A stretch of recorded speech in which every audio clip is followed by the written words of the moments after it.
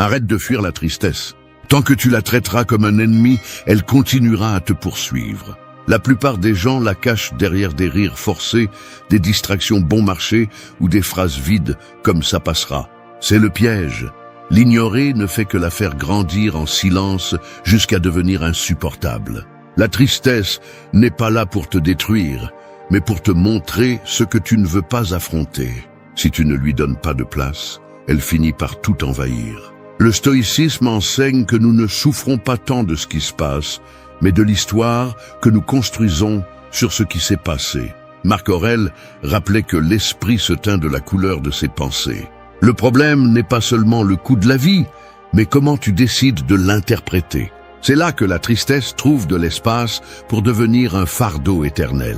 Si tu changes ton regard, tu découvres qu'elle n'est pas une punition, mais une enseignante inconfortable qui apporte un message que tu as besoin d'entendre.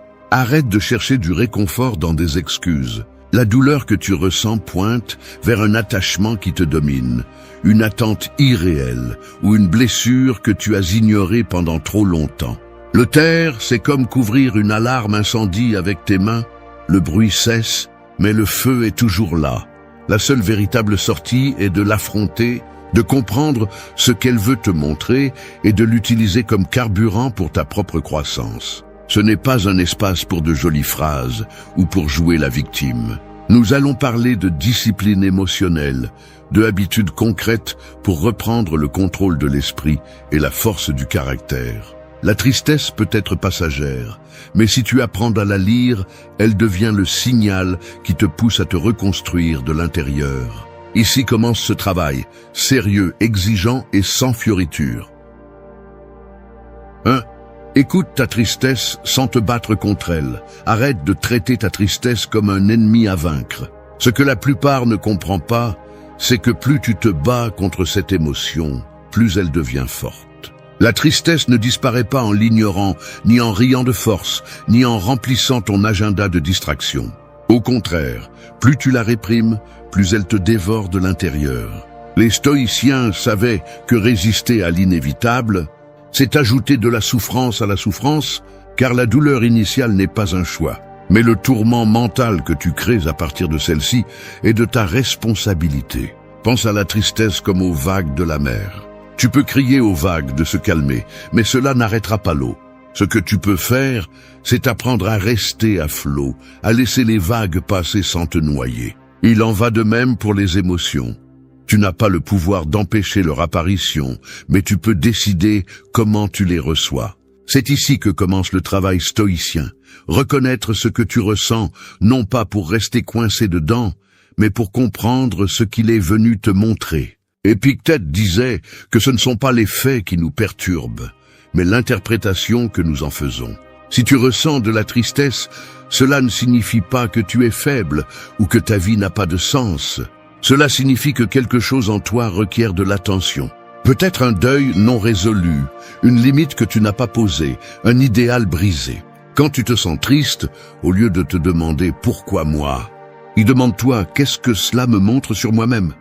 Ce changement de perspective transforme l'émotion en un outil d'autoconnaissance. Écouter ta tristesse ne signifie pas te rendre à elle. Cela signifie t'asseoir avec elle, comme si elle était un visiteur gênant mais important. Tu peux le faire par un acte aussi simple que la respiration consciente. Assieds-toi, ferme les yeux et laisse la sensation de tristesse se manifester dans le corps. Le poids dans la poitrine, le nœud dans la gorge, le vide dans l'estomac. Nomme-le sans le juger, c'est de la tristesse. Ce qui est irrationnel, c'est de prétendre vivre sans elle. Chaque fois que tu essaies d'échapper à ce que tu ressens, tu t'affaiblis. Chaque fois que tu l'acceptes, tu te renforces.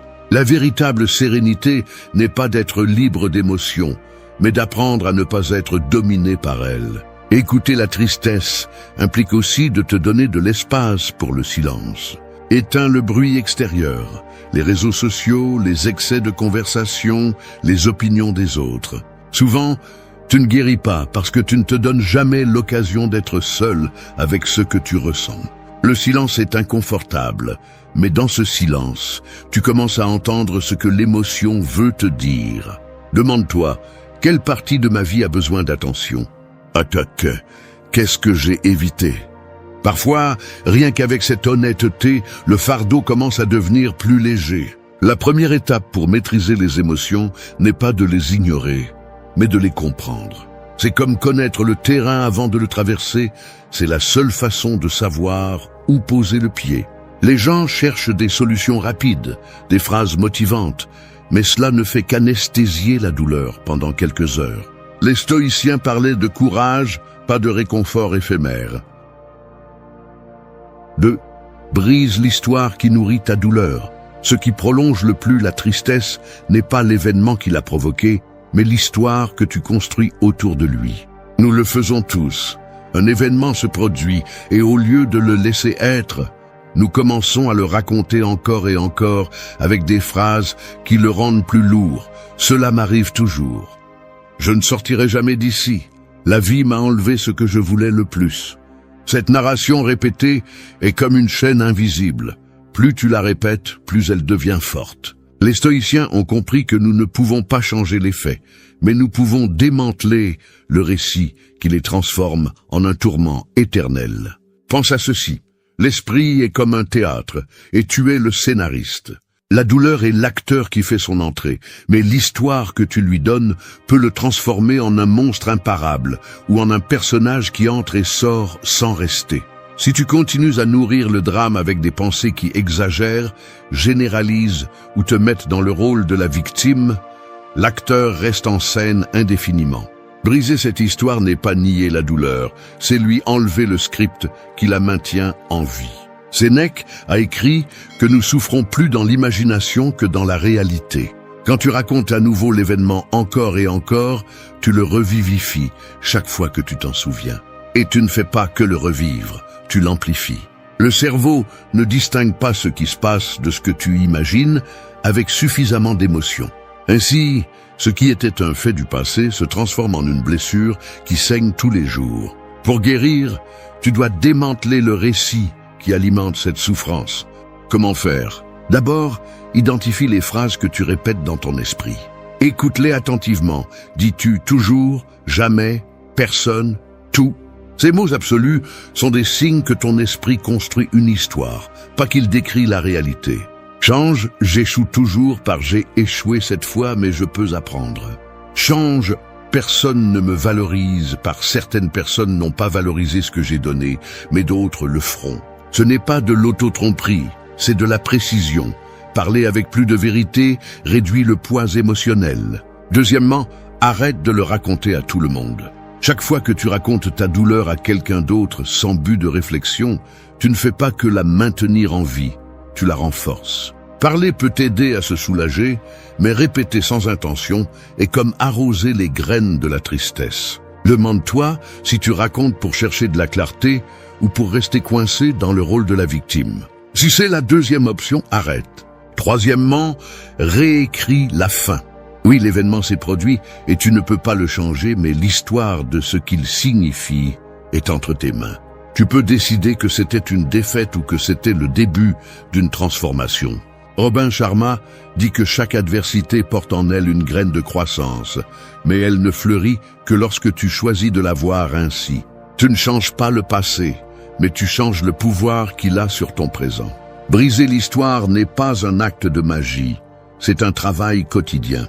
Chaque fois que tu remarques que ton esprit recrée la même scène douloureuse, arrête le scénario et remplace-le par des faits concrets. Qu'est-ce qui s'est réellement passé? Que puis-je faire aujourd'hui pour avancer? Ainsi, petit à petit, la douleur se retrouve sans récit pour la nourrir. 3. Lâche prise et vis plus légèrement. La plupart de la souffrance ne vient pas de la perte en soi, mais de la résistance à lâcher prise. Nous nous accrochons aux personnes, aux souvenirs, aux plans qui n'existent plus, et nous portons tout ce poids comme si c'était à nous de faire en sorte que les choses aient été différentes. L'attachement est une corde invisible qui nous lie à ce qui est déjà parti, et la tristesse devient le nœud qui nous rappelle chaque jour que nous continuons à tirer sur cette corde, même si elle nous déchire les mains. Les stoïciens savaient que le monde ne nous appartient jamais complètement. Épictète disait « Ce ne sont pas les choses qui nous perturbent, mais l'opinion que nous avons d'elles. Croire que nous possédons ce que nous aimons est une erreur qui nous coûte cher, car tout, personne, lieu, moment est prêté par le temps. Ce que tu as aujourd'hui peut changer demain. Quand tu l'acceptes, au lieu de t'accrocher, tu apprends à remercier et à lâcher prise. Regarde autour de toi. Chaque chose que tu chéris, chaque relation que tu valorises est destinée à se transformer. Le corps vieillit, les gens changent de direction, les jours heureux passent. Prétendre que quelque chose sera éternel ne fait qu'alimenter la frustration. L'attachement est comme porter un sac à dos plein de pierres au milieu d'une rivière. Plus tu serres, moins tu peux avancer, et tu finis par couler. Lâcher prise ne signifie pas cesser d'aimer ou de se soucier. Cela signifie reconnaître que tu ne peux pas contrôler le cours de la vie et qu'il ne vaut pas la peine de détruire ta paix en essayant de retenir ce qui est déjà en mouvement.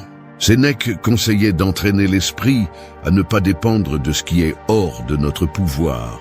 Le véritable contrôle commence là où l'attachement se termine. Un exercice stoïcien utile est de pratiquer la gratitude détachée.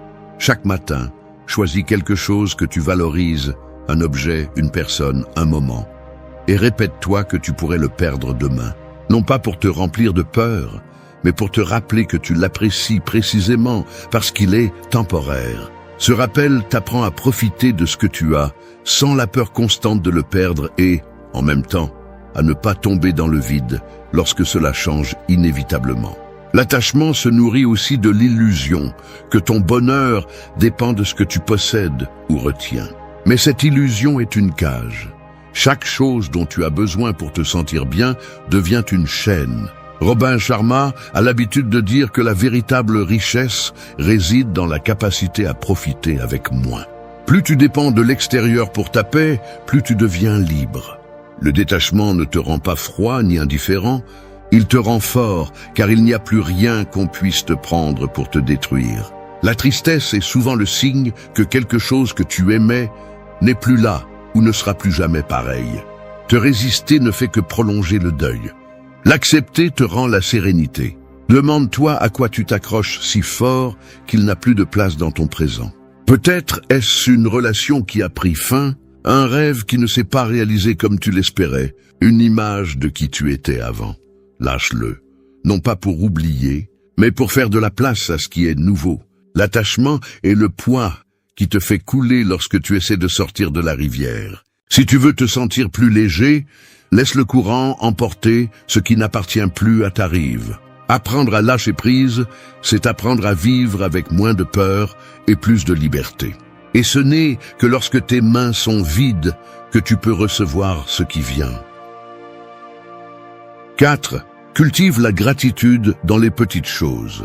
La tristesse a une capacité cruelle. Elle rend invisible tout ce qui va encore bien. Lorsque la douleur occupe le centre de la scène, il semble que tout le reste perd de la valeur, comme si la vie entière s'était réduite à la cause de la peine. Mais c'est le piège de l'esprit. Se concentrer sur ce qui manque et oublier ce qui reste. L'antidote n'est pas d'ignorer la douleur, mais d'apprendre à regarder dans une autre direction. C'est là qu'intervient la gratitude, non pas comme un cliché, mais comme une pratique quotidienne qui peut changer le poids de votre tristesse. Les stoïciens comprenaient que l'esprit a besoin de discipline pour ne pas tomber dans l'abîme de la plainte. Marc Aurèle écrivait chaque matin ce qu'il avait encore en sa faveur, l'air qu'il respirait, l'opportunité de se réveiller un jour de plus, le fait de pouvoir agir avec vertu malgré les circonstances. Lorsque vous commencez à entraîner la gratitude, votre vision de la vie change. Il ne s'agit pas d'attendre de grands miracles, mais de remarquer ce qui est déjà devant vous, le verre d'eau qui étanche la soif, la chaleur du matin, le message de quelqu'un qui se soucie de vous, le toit sous lequel vous dormez. Ce sont des petites choses, mais ce sont elles qui soutiennent les jours. La tristesse perd de sa force lorsque vous réalisez que vous n'avez pas tout perdu, qu'il y a encore de la lumière autour de la douleur. La gratitude est un acte de rébellion contre l'inertie de l'esprit négatif. Il est facile de se plaindre.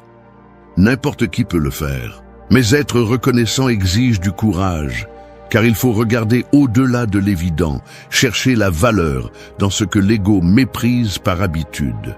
Et bien que cela puisse sembler contradictoire, être reconnaissant dans les jours difficiles est quand il a le plus de pouvoir. Un exercice simple est de commencer la journée en écrivant 3 choses pour lesquelles vous êtes reconnaissant. Peu importe si elles sont triviales ou profondes. Un repas chaud, un moment de calme, la force qui vous reste encore pour continuer. Au début, cela peut sembler mécanique, mais avec le temps, cela devient un entraînement pour l'esprit. Vous commencez à remarquer des occasions de remercier même au milieu des problèmes. Épictète enseignait que la vraie richesse n'est pas dans le fait de posséder beaucoup, mais dans le fait de nécessiter peu. Pratiquer la gratitude dans les petites choses vous rappelle que vous n'avez pas besoin de grands événements pour ressentir du sens et de la satisfaction. Ce changement de perspective allège le poids de la tristesse parce qu'il ne dépend plus de conditions externes inaccessibles. Il repose sur ce que vous avez déjà. Chaque pensée de gratitude est un pas qui éloigne votre esprit du puits du désespoir. La tristesse a tendance à vous dire que tout est perdu, que rien n'a de valeur. La gratitude lui répond que, même s'il y a de la douleur, il reste encore beaucoup à chérir. Cultiver la gratitude n'élimine pas le problème, mais elle renforce le cœur pour y faire face. C'est comme allumer une bougie dans une pièce sombre. L'obscurité est toujours là, mais vous ne vous sentez plus aveugle. Lorsque vous entraînez la gratitude, la vie cesse de sembler une somme de manque et commence à ressembler à un terrain fertile où il y a encore des choses qui fleurissent. Chaque fois que vous remerciez pour les petites choses, vous récupérez un morceau de paix intérieure et vous retirez du pouvoir à la tristesse. 5. Libère ton âme en bougeant ton corps. La tristesse est souvent ressentie comme un poids qui écrase la poitrine et brouille les pensées, mais on reconnaît rarement qu'elle ne vit pas seulement dans l'esprit. Elle reste également coincée dans le corps, un nœud dans la gorge. Cette fatigue constante, ces épaules tombantes, cette respiration courte, tout cela est le signe que l'émotion a pris racine physiquement. Prétendre guérir la tristesse avec des pensées positives seulement est comme essayer de vider l'eau d'un bateau coulé sans boucher les fissures de la coque. Tu as besoin d'impliquer ton corps, car il garde et libère ce que l'esprit tait. Les stoïciens comprenaient que le soin du corps était indissociable de celui de l'esprit. Sénèque conseillait de maintenir un équilibre entre l'exercice physique et la réflexion, car un corps immobile nourrit les pensées sombres. Le mouvement n'est pas seulement une activité superficielle, c'est un outil de libération émotionnelle. Chaque pas, chaque étirement, chaque respiration profonde est une façon de débloquer le poids que la tristesse laisse coincer dans les muscles. Pense à la tristesse comme à de l'eau stagnante. Lorsqu'elle reste immobile trop longtemps, elle devient trouble et dense. Le mouvement est le canal qui permet à cette eau de recommencer à couler. Marcher d'un pas ferme, même 10 minutes par jour, peut être plus thérapeutique que tu ne l'imagines, car cela ne stimule pas seulement la circulation, mais envoie également des signaux à ton cerveau que tu es prêt à avancer, même lentement. Tu n'as pas besoin de routines complexes ni de gymnase coûteux. Tu peux commencer par quelque chose d'aussi simple que de sortir marcher à l'aube, ressentir l'air frais, observer l'environnement avec une attention consciente. Tu peux également essayer des exercices de respiration profonde. Inspirer pendant 4 temps, retenir l'air pendant 2 et expirer lentement pendant 6. Ce rythme aide à calmer le système nerveux et à réduire la tension accumulée dans la poitrine. La science soutient ce que les anciens pressentaient. L'exercice libère des endorphines, des substances chimiques qui agissent comme des analgésiques naturels contre le stress et la douleur émotionnelle. Lorsque tu bouges ton corps, tu rappelles à ton esprit qu'il n'est pas coincé, qu'il y a une action possible même au milieu du deuil. Ce simple changement physique ouvre la voie à la clarté mentale. Robin Sharma parle de la victoire du matin. Consacrer les premières minutes de la journée à l'exercice physique pour réveiller non seulement le corps, mais aussi l'esprit. Il ne s'agit pas de sculpter un corps parfait, mais de préparer l'esprit à mieux résister aux poids émotionnels que les heures apportent. Si ta tristesse t'immobilise, commence par quelque chose de minimal. Marche dans la pièce, étire tes bras, ouvre les fenêtres pour laisser entrer la lumière. Chaque geste physique est un signe que tu décides de ne pas rester coincé. Peu à peu, ce sentiment de stagnation commence à se relâcher. Bouger le corps n'efface pas les causes de la tristesse, mais brise le cycle qui la maintient en vie. C'est un rappel que tu n'es pas complètement à la merci de ton état émotionnel. Tu peux agir, même par petits pas. Chaque fois que tu te lèves et que tu bouges, tu ne renforces pas seulement ton corps, tu libères aussi ton âme du poids qui la retient. 6. Calme la tempête en te rappelant « cela passera ». Dans les moments les plus sombres, la tristesse semble éternelle. On a l'impression que rien ne changera, que la douleur sera ton compagnon pour toujours. Mais c'est le grand mensonge des émotions, aucune n'est permanente. Tout ce que tu ressens, même le plus insupportable, est aussi transitoire que les nuages qui assombrissent le ciel aujourd'hui et se dissipent sans laisser de traces demain. Se souvenir de cela n'est pas seulement un réconfort, c'est une stratégie mentale que les stoïciens utilisaient pour supporter le poids de la vie sans se briser. Marc Aurèle se rappelait souvent que la nature de toute chose est le changement. La vie est courant et flux, écrivait-il, se rappelant que tout arrive et tout s'en va, que ce soit la joie ou la douleur. Quand tu penses que ta souffrance ne finira pas, ton esprit tombe dans le désespoir. Mais quand tu te souviens que tout coule, que rien ne reste le même, tu récupères un peu d'air pour continuer à avancer. La phrase « cela passera » semble simple, mais c'est une ancre puissante. C'est un rappel que l'état émotionnel qui te pèse aujourd'hui ne définit pas ton destin ni ton identité. La tristesse est une visite, pas une sentence. Quand tu répètes ces mots, tu n'es pas en train de minimiser la douleur. Tu affirmes que tu ne la laisseras pas gouverner ta vie. Imagine la tristesse comme une tempête sur la mer. Depuis la rive, elle semble infinie. Mais si tu observes avec patience, tu vois que les nuages se déplacent, que le vent change, que la mer retrouve son calme. Tu ne peux pas contrôler le climat, mais tu peux avoir confiance en ce qu'aucune tempête ne dure éternellement. La vie émotionnelle fonctionne de la même manière. Épictète enseignait que nous n'avons pas de pouvoir sur les événements extérieurs, mais bien sur la manière dont nous les affrontons. Savoir que quelque chose passera n'élimine pas la douleur, mais te permet de la résister avec dignité. Cela te rappelle que tu n'as pas besoin de prendre des décisions définitives sous le poids des émotions momentanées. Une pratique utile est d'observer la tristesse comme si elle était une visiteuse temporaire. Au lieu de dire « je suis triste », dis « j'éprouve de la tristesse ». Ce changement de langage t'aide à te séparer de l'émotion. Tu n'es pas la tempête, tu la traverses simplement. La science moderne soutient cette idée. Des études sur la régulation émotionnelle montrent que l'étiquetage des émotions, au lieu de fusionner avec elles, réduit leur intensité. En nommant ce que tu ressens, tu actives la partie rationnelle du cerveau, ce qui diminue le contrôle de l'émotion. Robin Sharma conseille d'avoir à portée de main des phrases de pouvoir pour les jours difficiles. Cela passera est l'une des plus efficaces car elle se connecte à une vérité universelle. Le temps transforme tout. Cela aide aussi à t'ancrer dans le présent. Quand l'esprit projette que la douleur durera pour toujours, il se remplit de peur. Mais si tu te concentres sur ce que tu peux faire aujourd'hui, une promenade, un appel, une respiration profonde, tu réduis l'anxiété qui provient de l'imagination d'un futur interminable de tristesse. La douleur d'aujourd'hui ne définit pas qui tu seras demain. Ce que tu décides pendant que tu traverses la tempête, cela le définit. En te répétant « cela passera », tu réaffirmes ta volonté de rester debout, de résister jusqu'à ce que le ciel s'ouvre à nouveau. 7. Écris pour vider ton esprit.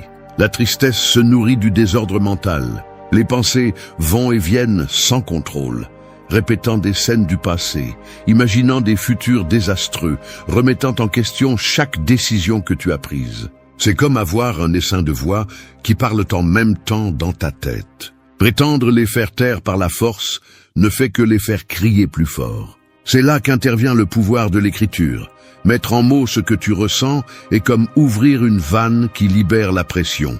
Sénèque conseillait d'examiner la journée chaque soir, d'écrire ce que tu as bien fait, ce que tu as raté et ce que tu pourrais améliorer. Il ne le faisait pas par habitude, mais parce qu'il comprenait que l'acte d'écrire transforme le chaos de l'esprit en quelque chose de visible, quelque chose que tu peux observer à distance. Lorsque les émotions restent dans la pensée, elles semblent infinies et insaisissables. Lorsque tu les mets sur papier, tu vois qu'elles ont des limites, qu'elles n'occupent que quelques lignes. Écrire ne nécessite pas de talent ni de poésie, cela nécessite de l'honnêteté. Prends un cahier et écris exactement ce que tu ressens. Aujourd'hui, je me sens vide, je suis en colère. Ça me fait mal que cette personne soit partie. N'essaye pas de paraître sage ou fort. Plus c'est brut, mieux c'est. Ce que tu ne confesses pas par peur ou honte devient un poids caché. Quand tu l'écris, il commence à se libérer. Une technique utile est l'écriture sans censure. Mets un chronomètre de 10 minutes et écris sans t'arrêter, sans juger ce qui sort. C'est comme ouvrir un barrage pour que l'eau accumulée s'écoule. La fin, tu découvriras peut-être qu'en dessous de la tristesse se cache de la colère, de la peur ou de la fatigue, et cela te donne des indices sur ce dont tu as vraiment besoin. Le simple acte d'écrire à la main a un effet thérapeutique, car il oblige ton esprit à ralentir, à ordonner ce qui n'était auparavant qu'un tourbillon. C'est comme balayer une pièce sombre. Pendant que tu écris, tu éclaires les coins où se cachent des pensées que tu n'avais pas reconnues. Marc Aurèle a rempli ses méditations de réflexion personnelle, dont beaucoup n'étaient jamais destinées à être lues par d'autres. Écrire était sa façon de dialoguer avec son propre esprit, de se rappeler des principes quand le monde extérieur l'accablait. Si un empereur avait besoin d'écrire pour rester ferme, pourquoi pas toi? L'écriture sert aussi à enregistrer les progrès. Lorsque tu relis ce que tu as écrit il y a des semaines, tu remarques que des émotions qui semblaient insupportables se sont déjà dissipées. Cela confirme que ce que tu ressens aujourd'hui n'est pas éternel et que même si tu ne le perçois pas au jour le jour, tu avances. Ne sous-estime pas le pouvoir d'un cahier et d'un stylo. Ce n'est pas seulement un exercice, c'est un outil de libération. Chaque mot que tu mets sur papier est un gramme de moins de poids dans ton esprit. En écrivant, tu ne fais pas disparaître la tristesse d'un coup, mais tu lui enlèves le pouvoir de se cacher dans l'obscurité de tes pensées. Et quand la tristesse n'est plus cachée, elle cesse de contrôler ta vie. 8. Ferme la comparaison et regarde ton chemin. La tristesse naît souvent non pas de ce que tu as perdu, mais de regarder trop ce que les autres semblent avoir. Te comparer aux autres, c'est comme ouvrir une blessure qui était en train de cicatriser et la gratter encore et encore. Ce qui rend ce piège encore plus cruel, c'est que tu ne compares presque jamais de manière équitable. Tu prends le pire de ta vie et tu le mets à côté du meilleur que tu vois dans celle des autres. Ainsi, même s'il n'y a pas de raison réelle, tu finis par te sentir insuffisant. Les stoïciens mettaient en garde contre cette habitude de mesurer sa propre vie à l'aune d'autrui. Épictète disait que chaque personne est faite pour jouer un rôle différent dans le grand théâtre du monde. Regarder avec envie ou ressentiment le travail de l'autre n'est pas seulement inutile, c'est aussi injuste envers toi, car cela te distrait de perfectionner le rôle que seul toi peux jouer. La comparaison vole de l'énergie et déforme la perception. Tu vois quelqu'un sourire sur une photo et tu penses que sa vie est parfaite, ignorant que tu ne vois qu'une fraction soigneusement choisie. Tu oublies que les réseaux sociaux sont des vitrines, pas des miroirs de la réalité. C'est comme juger un livre par sa couverture sans avoir lu les pages intérieures. Marc Aurèle conseillait de se concentrer sur ce qui est sous notre contrôle, nos actions, nos décisions, notre caractère. Rien de tout cela ne s'améliore en regardant de côté. Lorsque tu investis ton attention à te comparer, tu abandonnes le terrain que tu peux cultiver, ton propre progrès. Une pratique utile est d'observer chaque fois que la comparaison surgit et de l'arrêter avec une phrase simple « Ce n'est pas mon chemin ». Répète ces mots jusqu'à ce qu'ils deviennent automatiques. Non pas pour déprécier l'autre, mais pour te rappeler que ta bataille et ton destin sont différents. Il est également utile de tenir un registre de tes propres progrès, aussi petits soient-ils.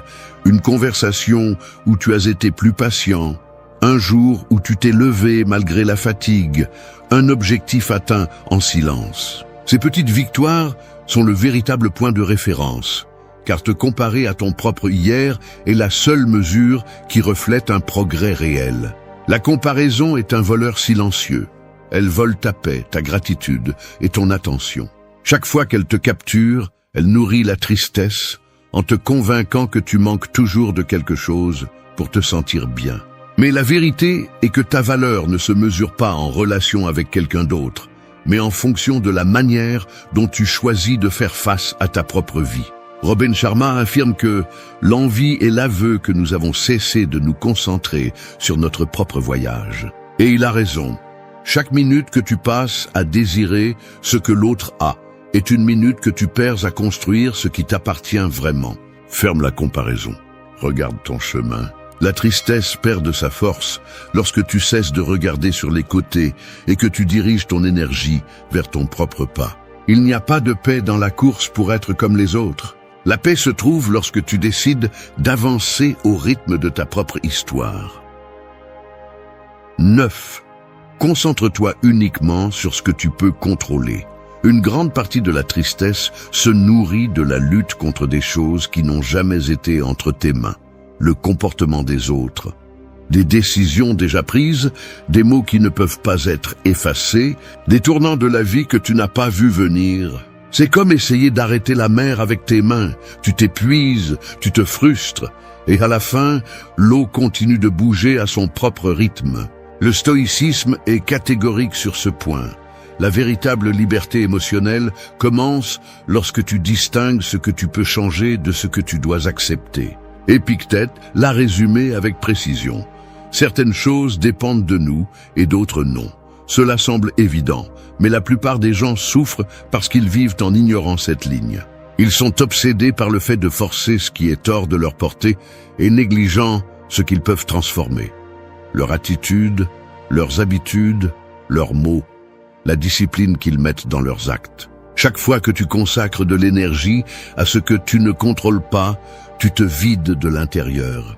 Chaque fois que tu la diriges vers ce qui dépend de toi, tu récupères du pouvoir. Imagine que tu portes 2 sacs à dos, un avec des choses que tu peux gérer et un autre avec celles que tu ne peux pas. Si tu décides de porter les 2, tu ne fais pas un pas en avant.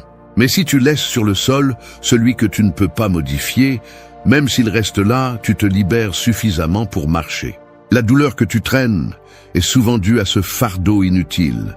Des attentes sur le passé, des ressentiments pour ce que les autres ont fait, des fantasmes sur la façon dont les choses auraient dû être. Marc Aurèle, au milieu des guerres et des pertes, se répétait qu'il ne pouvait pas contrôler les pensées ni les actions des autres, mais qu'il pouvait contrôler la rectitude de son propre esprit. Cette clarté lui permettait d'agir avec sérénité même au milieu du chaos. Il ne s'agit pas de résignation mais de stratégie.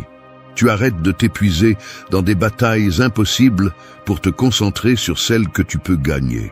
Une pratique utile est de te demander pour chaque préoccupation, est-ce que cela dépend de moi ou non? Si la réponse est non, ta tâche n'est pas de le résoudre, mais de t'entraîner à l'acceptation. Si la réponse est oui, arrête de te plaindre et agis immédiatement, même si c'est par un petit pas.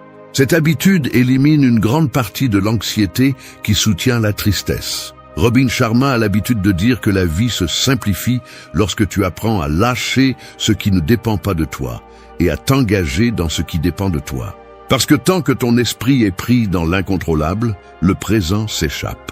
Et le présent est le seul terrain sur lequel tu peux agir. La tristesse perd de sa force lorsque tu reprends le contrôle de ton propre espace intérieur. Tu ne pourras pas éviter les tempêtes, mais tu peux garder le cap. Le pouvoir que tu cherches n'est pas dans le changement du monde extérieur, mais dans la maîtrise de ta réponse à celui-ci. Concentre-toi là, sur ce petit territoire qu'est ton esprit, tes actes, tes choix quotidiens. C'est là que commence la véritable liberté stoïcienne. Arrête de te tromper. Ce n'est pas le monde qui te brise, c'est ton esprit qui abandonne en premier. Ce ne sont pas les problèmes qui te détruisent, mais la façon dont tu réagis face à eux. Tu peux être fort physiquement, mais si une simple critique te désarme ou si la peur de l'échec te paralyse, alors tu n'es pas fort, tu sembles seulement fort. La vie ne va pas s'arrêter pour t'attendre ni adoucir ses coups. Chaque jour te mettra face à des défis que tu ne peux pas contrôler. Et c'est là que se révèle qui a un caractère inébranlable et qui ne fait que le prétendre. Le stoïcisme enseigne que la véritable force naît lorsque tu cesses d'être l'esclave de tes émotions. Il ne s'agit pas de devenir froid ou de réprimer ce que tu ressens, mais de t'entraîner pour que la douleur, la peur et l'adversité ne décident pas pour toi. L'esprit est comme un muscle. Si tu ne l'exerces pas, il s'affaiblit. Si tu l'entraînes dans la difficulté, il devient imbattable. C'est la différence entre sombrer sous les coups de la vie ou les utiliser comme des marches pour te relever plus haut. Cette vidéo n'est pas pour ceux qui cherchent de jolies phrases ou qui veulent de la compassion. Elle est pour ceux qui en ont assez de se sentir fragiles, pour ceux qui veulent reprendre le contrôle d'eux-mêmes et affronter le monde avec sérénité, discipline et courage. Ici, tu trouveras 9 leçons pratiques inspirées du stoïcisme, et pas de théories compliquées, ni de mots vides, mais des principes que tu peux appliquer dès aujourd'hui, pour endurcir ton esprit et cesser de céder du terrain face à l'adversité. Si tu es prêt à arrêter de justifier ta faiblesse, alors il est temps de commencer à forger une force mentale que personne ne peut renverser. 1. Briser les chaînes des attentes. La plupart des gens n'échouent pas parce qu'ils manquent de talent ou d'opportunités, ils échouent parce qu'ils vivent piégés dans les attentes, celles que les autres leur imposent et celles qu'ils s'inventent eux-mêmes. Ils pensent que la vie devrait les traiter d'une certaine manière, que le monde devrait être plus juste, que les amis devraient les soutenir sans jamais faillir, que l'effort devrait apporter des résultats rapides. Mais la vie ne suit pas ces règles, elle ne l'a jamais fait et ne le fera jamais. Les attentes rigides sont comme des chaînes invisibles. Plus vous vous y accrochez, plus vous vous frustrez lorsque la réalité ne les satisfait pas, et plus vous souffrez pour des choses que vous ne pouvez pas contrôler. Le stoïcisme est brutalement clair sur ce point. La douleur que nous ressentons ne provient pas des faits, mais de l'histoire que nous nous racontons à leur sujet. Épictète disait que ce ne sont pas les choses qui nous perturbent, mais nos opinions sur elles. L'attente est cette opinion anticipée qui dicte comment les choses devraient être, et lorsque la réalité ne se plie pas, nous réagissons avec colère, tristesse ou déception. Celui qui veut développer une force mentale doit briser ses chaînes. Il doit apprendre à accepter le monde tel qu'il est, pas comme il aimerait qu'il soit. Pensez à combien de fois vous vous êtes senti blessé parce que quelqu'un ne vous a pas apprécié comme vous l'espériez, parce qu'un plan n'a pas été parfait, ou parce qu'un objectif n'a pas été atteint dans le temps que vous vouliez. Cette blessure n'a pas été causée par le fait en lui-même, mais par votre attente non satisfaite. Lorsque vous lâchez l'attente, le coup ne fait plus aussi mal parce que vous cessez de lutter contre l'inévitable. Accepter n'est pas se rendre. Accepter, c'est reconnaître la réalité pour agir à partir de celle-ci avec clarté et force. Briser les attentes ne signifie pas renoncer à avoir des rêves ou des standards. Cela signifie arrêter d'exiger que le monde s'adapte à votre scénario. Cela signifie avancer avec des objectifs clairs mais flexibles face aux résultats, parce que vous savez que la seule chose qui est sous votre contrôle sont vos actions, pas le résultat. Cette mentalité vous donne un énorme avantage, tandis que d'autres se frustrent parce que les choses ne se passent pas comme elles devraient. Vous restez serein et concentré sur ce que vous pouvez faire maintenant. Imaginez que vous vous entraînez pour une compétition et, le jour de l'événement, il pleut des cordes.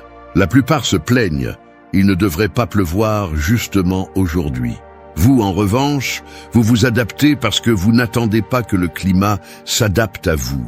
C'est la liberté que vous donne le fait de lâcher les attentes, le pouvoir d'agir calmement, quel que soit le scénario. C'est ainsi que l'on commence à forger un esprit inébranlable parce que la déception perd sa force sur vous. Le conseil pratique est simple mais puissant.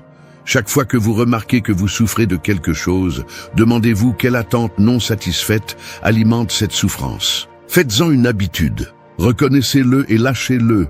Répétez pour vous, je ne contrôle pas les faits, je contrôle ma réponse. Cela ne fait pas seulement diminuer la souffrance inutile, mais cela vous permet aussi de réagir avec plus d'intelligence face aux défis réels. La force mentale commence lorsque vous acceptez que le monde ne vous doit rien et que les gens agiront comme ils le choisiront, pas comme vous le voudriez. En lâchant ce fardeau illusoire, vous vous libérez pour vous concentrer sur ce que vous pouvez vraiment améliorer. Vos décisions, votre discipline, votre caractère. Les attentes brisées ne vous couleront pas si vous comprenez qu'elles n'étaient jamais des promesses. Elles n'étaient que des illusions que vous avez décidé de lâcher. C'est le premier pas pour durcir l'esprit, briser les chaînes que vous avez créées vous-même. 2. Laisse derrière toi le passé qui te limite. Le passé est comme une ombre. Peu importe combien tu avances, il semble toujours te suivre. Mais ce n'est pas l'ombre qui te retient. C'est ton habitude de regarder en arrière pendant que tu essaies d'avancer. Beaucoup de gens n'échouent pas par manque d'opportunités, mais parce qu'ils portent trop de bagages émotionnels, anciens reproches, ressentiments, erreurs qu'ils répètent dans leur tête encore et encore.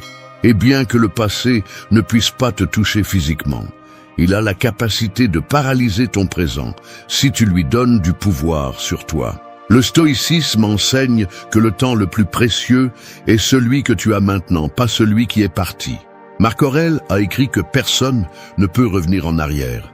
Donc dépenser de l'énergie sur le passé est aussi absurde que d'essayer de capturer de la fumée avec les mains. Pourtant, nous restons attachés à des souvenirs douloureux parce que nous croyons qu'en les revivant, nous trouverons justice ou réparation. Alors qu'en réalité, nous ne faisons que rouvrir des blessures. La véritable force mentale surgit lorsque tu te permets de lâcher ce que tu ne peux plus changer. Lorsque tu décides que ta vie ne sera pas définie par des chapitres anciens.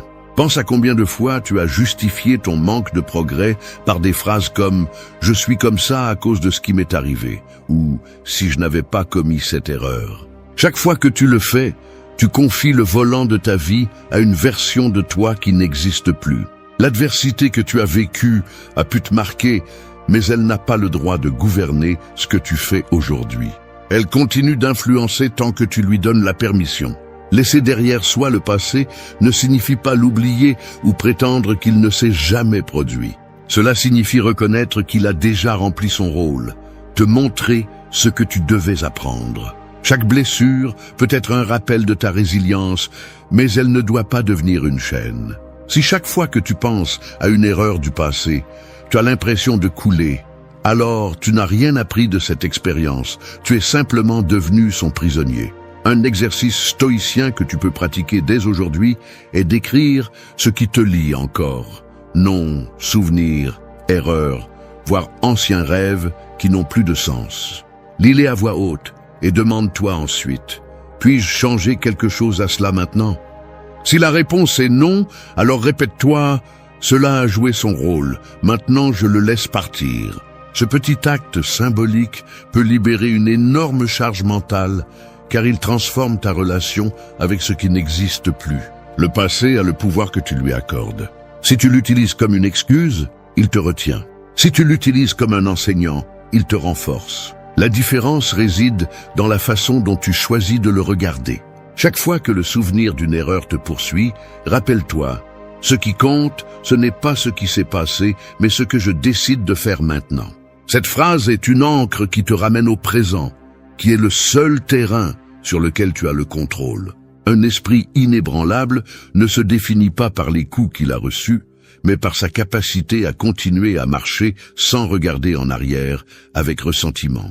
Lâche ce que tu ne peux plus changer et avance plus légèrement, car c'est la seule façon de construire un avenir qui ne soit pas une copie de ton passé. 3. Entraîne ton esprit à tout résister. La plupart des gens se concentrent sur l'entraînement du corps, mais négligeant le véritable champ de bataille, l'esprit. Le corps se fatigue, se courbe avec l'âge, mais un esprit fort peut te soutenir même lorsque le corps ne répond plus. Ce qui défait les gens n'est pas la fatigue physique, mais la reddition mentale. Avant que quelqu'un abandonne un rêve, son esprit l'a fait bien avant. Et c'est là que le stoïcien fait la différence. Tandis que d'autres cherchent le confort, le stoïcien s'entraîne dans l'inconfort pour devenir imperturbable. L'esprit, tout comme les muscles, se renforce avec l'effort constant.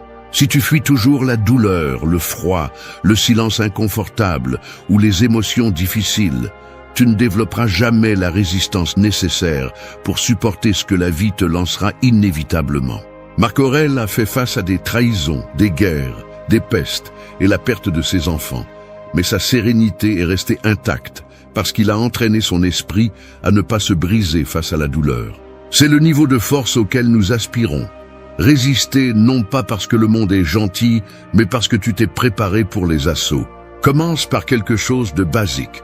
Dérange ton esprit volontairement. Lève-toi plus tôt que tu ne le voudrais. Termine ce que tu as commencé, même si tu n'en as pas envie. Garde le silence quand tu voudrais discuter. Refroidis ton corps avec des douches d'eau froide pour te rappeler que tout ne doit pas être agréable. Chaque petit défi est une brique de plus dans les murs de ta forteresse intérieure. Il ne s'agit pas de devenir insensible, mais d'apprendre à ce que l'inconfort ne te contrôle pas. Tu dois aussi entraîner ton esprit à tolérer l'incertitude. Beaucoup de gens sombrent, non pas à cause de ce qui se passe, mais à cause de l'anxiété de ne pas savoir ce qui va se passer. C'est là que la pratique stoïcienne du détachement du résultat devient ta plus grande arme. Fais ce qui est sous ton contrôle et accepte ce qui ne dépend pas de toi. Cette habitude empêche ton esprit de s'épuiser à lutter contre des fantômes. Un esprit fort ne se laisse pas non plus manipuler par les émotions du moment. Lorsque la colère, la peur ou la tristesse tentent de t'entraîner, arrête-toi et observe-les comme si elles étaient des nuages passant devant un ciel immense. Elles ne sont pas toi, elles ne sont que des états qui viendront et partiront. La capacité de reconnaître cela empêche que tu agisses impulsivement et te maintient ferme lorsque tout autour de toi semble s'effondrer. Pratique quotidienne. Chaque jour, choisis quelque chose de petit que tu éviterais normalement par confort et fais-le. Cela peut être de marcher au lieu de prendre les transports, de résister à l'envie de regarder ton téléphone à chaque silence ou de rester 5 minutes de plus à travailler lorsque ton esprit cherche des excuses pour arrêter. Ces actes simples, répétés avec constance, entraînent ta discipline mentale et te préparent pour des moments difficiles. Un esprit entraîné n'est pas celui qui ne ressent jamais la peur ou la tristesse, mais celui qui les reconnaît sans leur obéir. C'est le véritable bouclier contre les tempêtes externes. Si tu deviens le genre de personne qui reste calme lorsque les autres s'effondrent, non pas parce que tout va bien, mais parce que tu t'es entraîné à tout résister, alors tu auras construit une forteresse que aucune circonstance ne pourra démolir. 4. Fais ce qui est juste sans chercher de témoins. La plupart des gens agissent bien seulement quand quelqu'un les observe. Ils s'efforcent de montrer de la discipline s'ils savent qu'ils recevront des éloges. Ils se comportent avec intégrité tant qu'ils craignent d'être découverts en train de faire le contraire. Mais ce n'est pas une véritable force, c'est agir par commodité. Un caractère inébranlable ne dépend pas du regard des autres. Il se forge dans les moments silencieux, quand il n'y a pas d'applaudissements, ni de caméra, ni personne pour te récompenser d'avoir choisi ce qui est juste. Le stoïcisme enseigne que le seul juge qui devrait t'importer est ta propre conscience. Sénèque a écrit que le plus grand est d'agir bien même si personne ne le sait. La plupart cherchent la reconnaissance parce qu'ils ont encore besoin de validation externe pour se sentir précieux. Mais celui qui se gouverne lui-même n'agit pas pour plaire. Il agit parce qu'il sait que chaque décision façonne son caractère. Et ce caractère, et non l'approbation externe, est ce qui définit ta véritable valeur. Pense à la force qu'il faut pour dire la vérité, même si elle est inconfortable. Pour tenir parole, même si personne ne le remarque. Pour accomplir ton devoir, même si le mérite revient à un autre. C'est ça, le pouvoir intérieur. Quand tu fais ce qui est juste en silence, tu deviens quelqu'un de fiable, solide, difficile à corrompre. Et même si les autres ne le voient pas tout de suite, tu sais que tu n'as pas trahi tes principes et cette certitude donne une paix que personne ne peut te prendre. Le problème de vivre pour être vu est que cela te rend prisonnier des attentes des autres. Tu te fatigues à essayer de maintenir une image impeccable et tôt ou tard tu t'effondres. En revanche, celui qui agit par conviction n'a pas besoin de maintenir des masques. Il peut marcher calmement, sachant que ses actions sont cohérentes même quand il n'y a pas de spectateur. Cette cohérence est une forme de liberté, et la liberté est un pilier de la force mentale. Pratiquer ce principe dans la vie quotidienne est plus simple qu'il n'y paraît, mais cela demande de la discipline. Fais l'effort d'être ponctuel même si personne ne le valorise, de respecter tes engagements même si la récompense est invisible, de dire non à ce qui trahit tes valeurs, même si personne d'autre ne proteste. Commence par des gestes simples. Rendre ce qui ne t'appartient pas, admettre des erreurs sans chercher d'excuses, ne pas parler mal des autres même si les autres le font. Chaque action silencieuse d'intégrité est une brique qui renforce le mur de ton esprit. Le véritable pouvoir n'est pas d'être admiré, mais de vivre sans peur d'être découvert, parce que tu n'as rien à cacher. Quand tu agis avec droiture même dans l'invisible, tu gagnes une confiance interne que ni la critique ni la calomnie ne peuvent briser.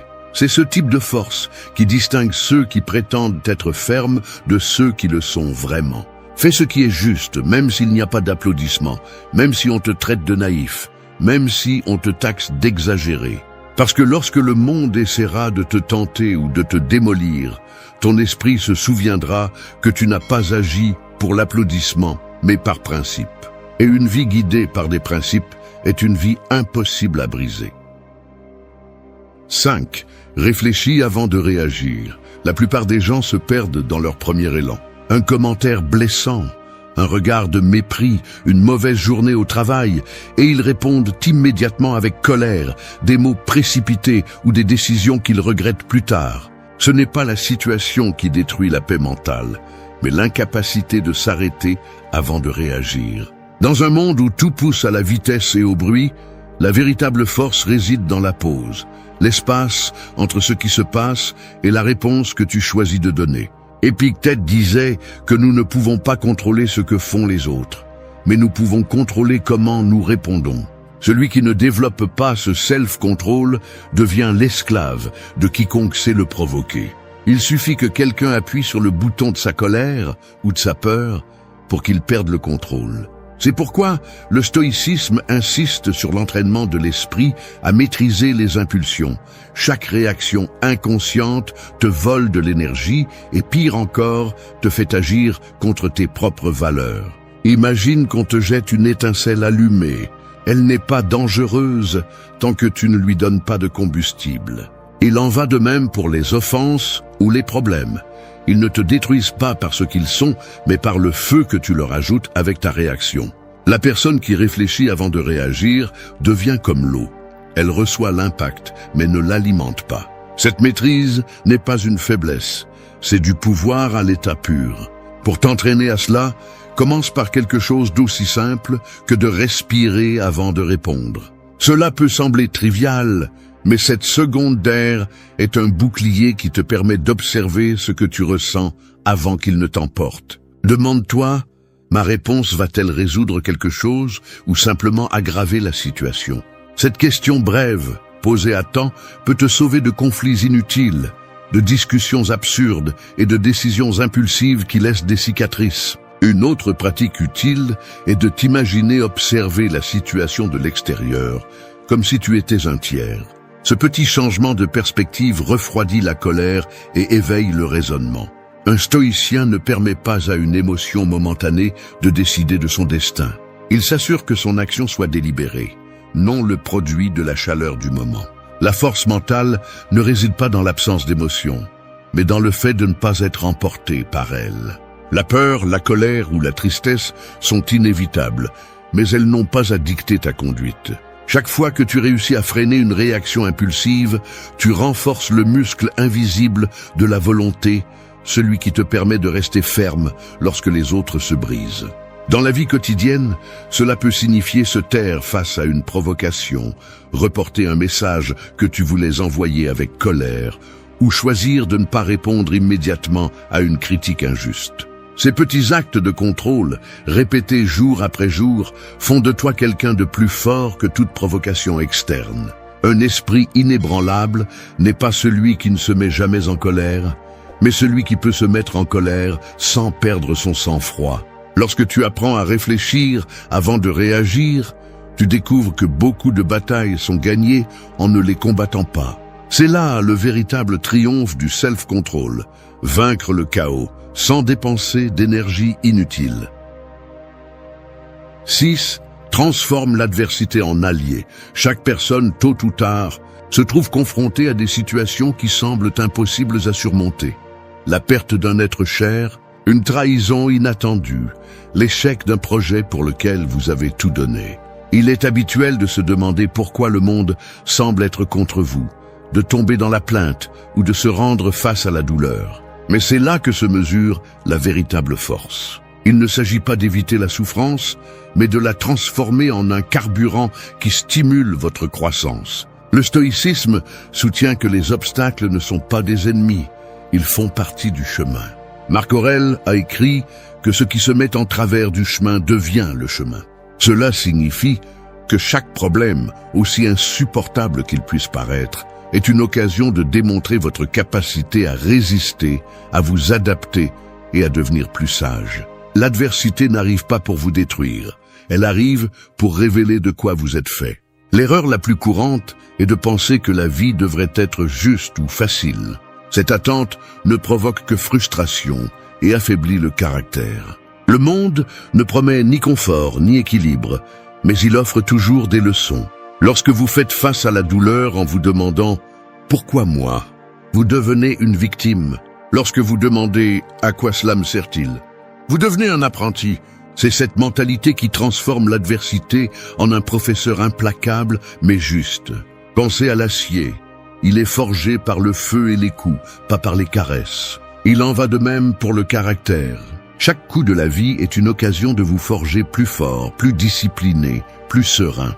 Celui qui fuit les défis finit par être fragile, car il n'a jamais développé de résistance. En revanche, celui qui les affronte sans se victimiser accumule des cicatrices qui ne l'affaiblissent pas, mais le rendent plus fort.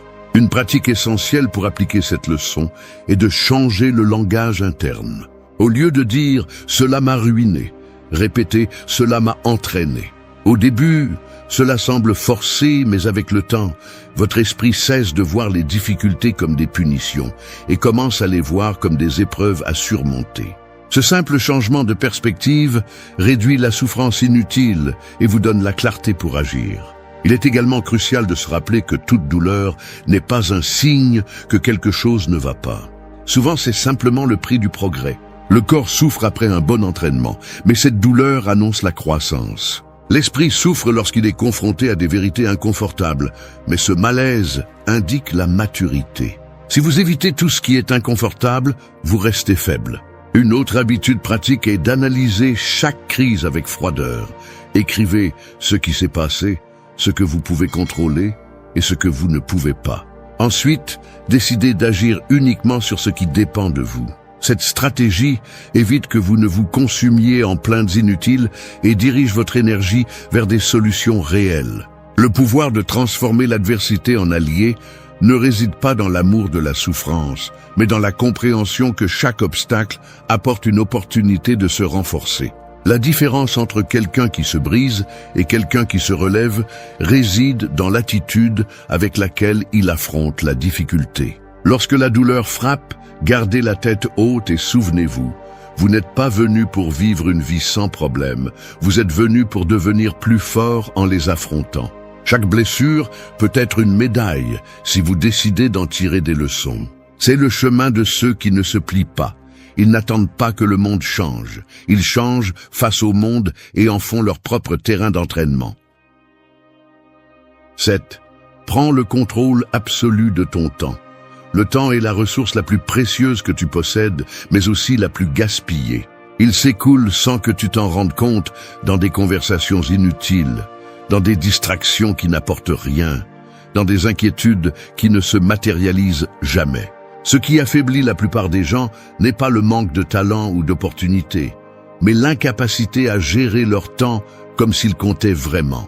Chaque minute que tu consacres à quelque chose sans valeur est un morceau de vie que tu ne récupéreras jamais. Les stoïciens comprenaient que le temps ne se dépense pas, il se donne. Sénèque avertissait que nous ne sommes pas conscients de la brièveté de la vie, parce que nous vivons comme si elle était infinie. Chaque jour qui passe est une pièce de monnaie qui ne revient jamais. C'est pourquoi le gaspiller en futilité est l'un des plus grands actes d'autodestruction. Un caractère fort se construit avec discipline. Et la discipline commence par savoir à quoi tu consacres tes heures. Le problème n'est pas l'horloge, mais les excuses que nous lui donnons. Je n'ai pas le temps signifie souvent « je ne sais pas prioriser » ou « je préfère me distraire plutôt que de faire face à ce qui est important ». Celui qui n'a pas le contrôle de son agenda ne peut pas avoir le contrôle de son esprit, car il vit en réagissant à ce que le monde lui impose. En revanche, celui qui décide consciemment de ce qui mérite de l'espace dans sa journée commence à reprendre le contrôle de sa vie. Prendre le contrôle absolu du temps exige d'apprendre à dire non. Dire non à des engagements qui n'ajoutent rien, à des conversations qui ne font que drainer l'énergie, à des réseaux sociaux qui volent des heures déguisées en minutes. Chaque non à l'inutile est un oui à ta croissance. Il ne s'agit pas de devenir inflexible, mais de reconnaître que chaque heure investie dans ce qui n'est pas important est une heure que tu retires à ce qui est important. Une pratique stoïcienne que tu peux appliquer dès aujourd'hui est de commencer la journée en choisissant 3 priorités non négociables et de t'engager à les accomplir avant de te laisser distraire par quoi que ce soit d'autre. Cette habitude t'oblige à vivre avec intention et te protège de te retrouver piégé dans des activités sans but. Une autre clé est de cesser de voir le repos comme une perte de temps. Le repos planifié fait partie du contrôle. Il sert à recharger l'énergie et à maintenir la clarté mentale. Ce qui affaiblit n'est pas le repos, mais le gaspillage du temps en loisirs sans direction, te laissant vidé par des distractions interminables qui ne te nourrissent ni ne te renouvellent. La force mentale fleurit chez ceux qui respectent leur temps, car ils apprennent à se concentrer et à résister aux tentations qui cherchent à les disperser. Lorsque ton agenda reflète tes valeurs, chaque jour devient une déclaration de qui tu es et de ce que tu priorises. Ne blâme pas le destin ou le manque d'opportunités. Ta vie est faite de la manière dont tu utilises les heures qui te sont accordées. Celui qui ne protège pas son temps finit par vivre selon les priorités des autres. Le récupérer ne nécessite pas de magie, juste une décision. Décide que ton temps est à toi et utilise-le pour te construire, pas pour t'user. Lorsque tu apprendras à contrôler ton temps, tu arrêteras de sentir que la vie te traîne. Au lieu de réagir au jour, tu commenceras à les diriger. Ce contrôle silencieux sur tes heures est l'un des signes les plus clairs d'un esprit inébranlable. 8. Arrête de te plaindre et cherche des solutions. La plainte est le langage de l'impuissance. C'est le signe d'un esprit qui se sent victime du monde et qui a renoncé à son pouvoir d'agir. Rien n'affaiblit plus le caractère que l'habitude de blâmer le destin, le gouvernement, la famille, le climat, tout sauf soi-même. Se plaindre ne résout rien, ne change rien, ne déplace pas un seul obstacle sur le chemin. Cela ne fait que gaspiller de l'énergie et multiplier le sentiment que tout est perdu. Le stoïcisme est catégorique. Les circonstances ne sont pas le problème. Le problème est la manière dont tu les affrontes. Marc Aurèle a écrit que si quelque chose est sous ton contrôle, agis. Si ce n'est pas le cas, accepte et avance.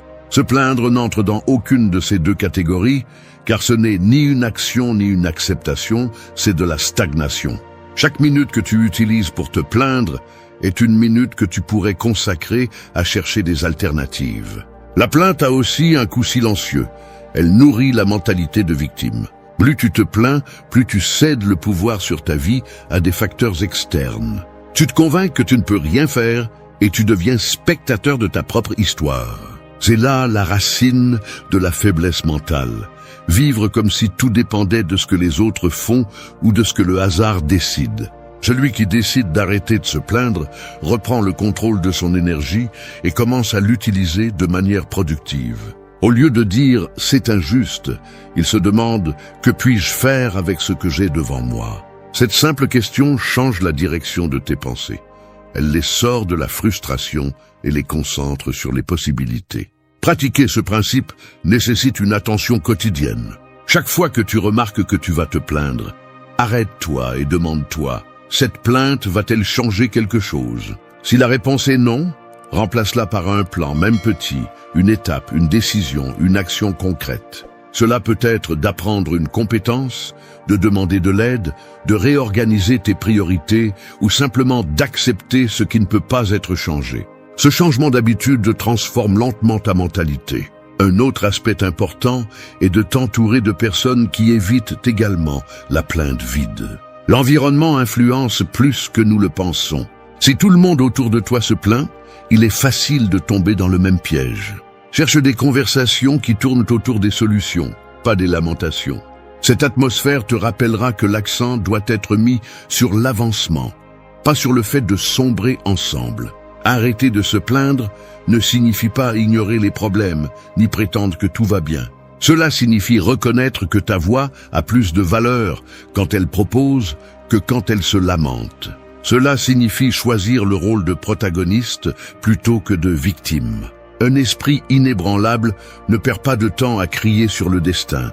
Il agit même en silence, parce qu'il sait que la plainte ne soulage pas le fardeau ni n'ouvre de chemin. Chaque fois que tu choisis le silence actif de chercher des solutions plutôt que de te plaindre, tu durcis ton caractère et renforces ton contrôle sur la vie. La force ne se démontre pas par des mots de protestation, mais par des décisions qui transforment la réalité. Celui qui arrête de se plaindre, arrête de gaspiller son énergie et la dirige vers le seul endroit où elle peut faire la différence, ses propres actions. 9. La véritable grandeur réside dans la constance. Le monde admire les grandes réalisations, mais célèbre rarement l'effort silencieux qui les rend possibles. Beaucoup pensent que la grandeur naît d'un moment d'inspiration ou d'un coup de chance. Mais en réalité, elle naît des habitudes répétées jour après jour, même lorsqu'il n'y a pas de motivation, même lorsque personne n'applaudit. Ce qui sépare ceux qui atteignent ce qu'ils se proposent de ceux qui restent dans les promesses, c'est la constance, pas le talent ni les circonstances. Le stoïcisme enseigne que la discipline quotidienne est plus puissante que les impulsions occasionnelles. Sénèque disait que la chance est ce qui se produit lorsque la préparation rencontre l'opportunité. Cette préparation n'apparaît pas de nulle part. Elle se construit dans les petits actes qui semblent insignifiants mais qui, ajoutés, créent des résultats extraordinaires. La grandeur n'est pas un événement, c'est une conséquence. L'erreur commune est d'attendre de ressentir de la motivation pour agir. La motivation est volatile. Elle apparaît lorsque tout semble facile et disparaît juste au moment où vous en avez le plus besoin. En dépendre, c'est comme essayer d'allumer un feu avec des étincelles de pluie. Cela ne dure pas assez longtemps pour maintenir la chaleur. Ce qui maintient la flamme du progrès, c'est la constance. Faire ce qui est nécessaire, même si vous n'en avez pas envie, même si vous êtes fatigué, même s'il semble qu'il n'y ait pas de progrès immédiat. Pensez à l'eau qui tombe sur la roche. Elle ne la brise pas par sa force, mais par sa persistance. Chaque goutte semble inutile, jusqu'à ce qu'avec le temps, elle transforme la pierre. Ainsi agit la constance dans le caractère et les objectifs. Elle ne produit pas de résultats instantanés, mais elle façonne tout sur son passage.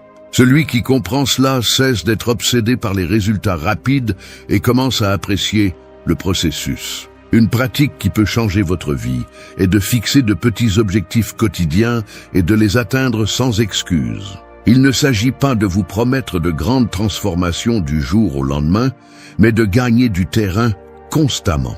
Si vous décidez de lire 20 pages chaque soir, de faire de l'exercice 30 minutes à l'aube ou d'écrire une idée chaque jour, cela semblera peu, mais au bout de quelques mois, vous remarquerez que ces actions ont accumulé un progrès immense. La constance implique également de résister à la tentation d'abandonner lorsque vous ne voyez pas de résultats immédiats. Beaucoup abandonnent juste avant que la discipline ne porte ses fruits parce qu'ils confondent lenteur avec échec. C'est là que la pensée stoïcienne intervient.